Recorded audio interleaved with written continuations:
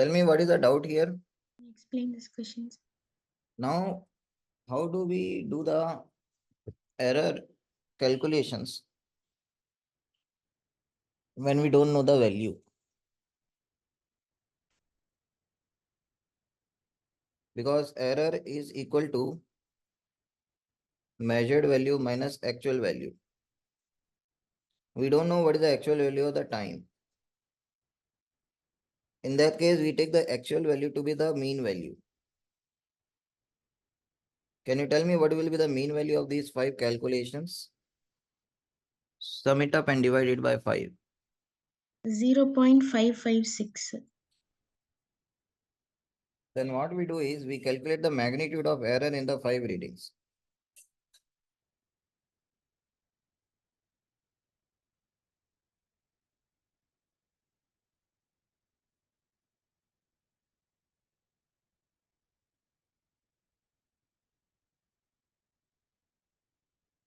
So deviation from the mean values are 0.040, 0.01, 0.02, 0.03. Then we calculate the mean deviation. Sum it up and divide it by 5. So when you sum it up, you get 0.1. Divided by 5, you get 0.02.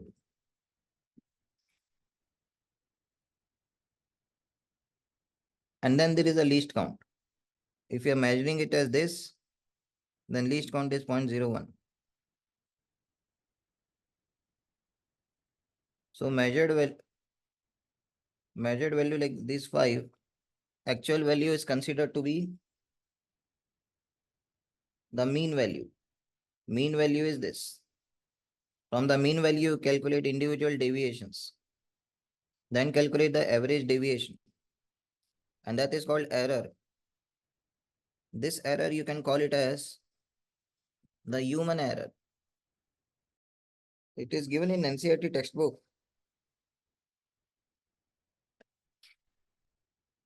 So that was human error I was telling you. Human error means like in the measurement also they don't put the properly the at time exactly when the time period ends. Little bit fumbling is there here and there in stopping the stopwatch. The human error. So human error is 0.02. On top of that, least count error is 0.01. So we obtain n values in the measurement. So we first take the mean value. This is because, as explained earlier, it is reasonable to suppose that individuals' measurements are likely to be overestimate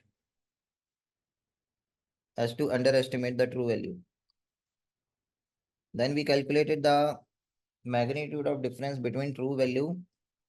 True value is the mean value and the individual measurement. Now we take the magnitude only. So we take only the, and then delta is calculated above may be positive ones, but absolute error mod will always be positive. The arithmetic mean of all the absolute errors is taken to be the final or the mean absolute error. So this is the human error we are talking about.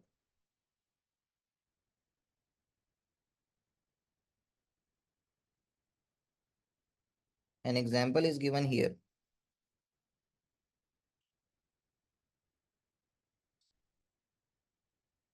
Calculate the absolute error, relative error, and percentage error. So first they calculated the mean value, 13.12 by 5.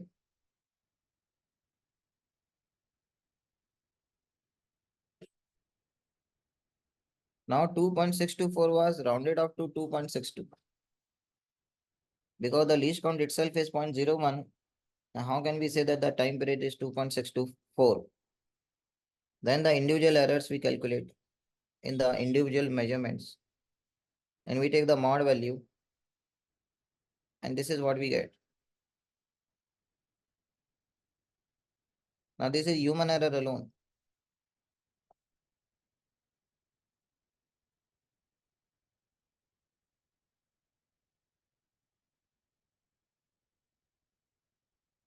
As the arithmetic mean of all the absolute errors is 0.01, there is already an error in the 10th place. Hence, there is no point in giving the period to 100.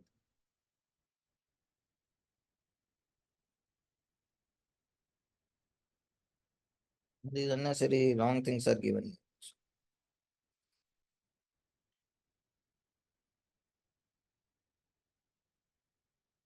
The error in the measurement of t is 3.57.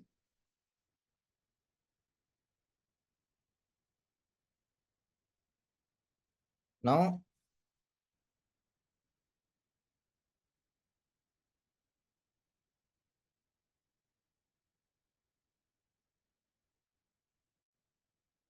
I'll tell you why the least count error has to be there. Because what is measured here can be anywhere between 0.52 and 0.53. So this can be almost as good as 0.53. So all the readings could be higher by 0.01. In that case,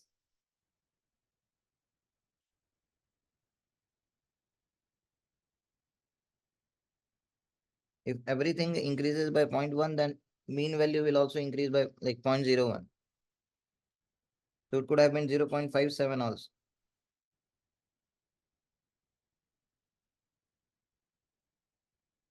So although we are saying it as 0.56, but we are not certain about it, it could be 0.57 also. So there is an uncertainty in that. Moreover, we are not sure whether this 0.56 also, that is also correct or not. Because sometimes we are measuring 0.56, sometimes we are measuring 0.52. Sometimes we are measuring more, sometimes we are measuring less. Sometimes this is 0.59 also. So there are deviations because of the least count deviation, and there is a deviation because of the human error. If you average out, we say that the human average is gone.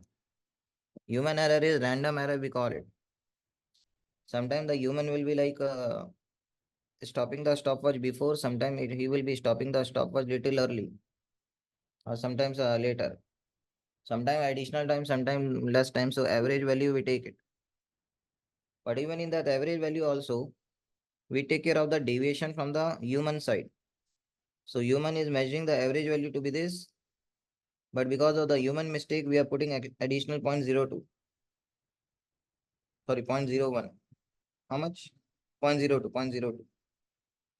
Because these deviations, add it and divide it by 5 to get the average deviations possible from the human side. This is purely this human error only. Now, what about the least count? So this could have been 0.53 also. So all the readings could have been increased by 0.1, 0.01. Average value can also increase by 0.01. Although we are calling it as 0.56, it could have been 0.57 also. So there is an uncertainty of 0.01 in this 0.56 additionally, not because of the person, but because of the least count. Unfortunately, that is not included in the answer.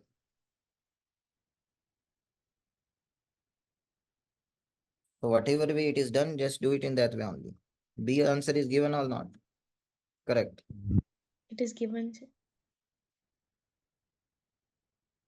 Error in the measurement of R.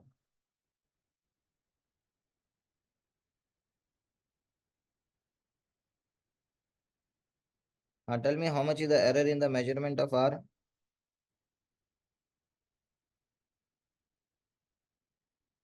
10%.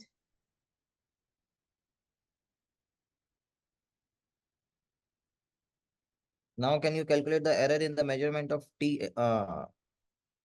G from this formula? Yes, sir. Ln on both the sides and differentiating.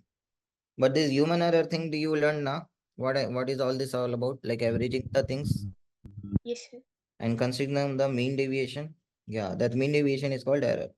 So whenever this kind of multiple readings are given, take the average value, take the individual deviations, take the average of the magnitude of all the deviations, and that will be called as the average human error, and this is the average measurement. So average measurement is taken to be the actual value. Okay.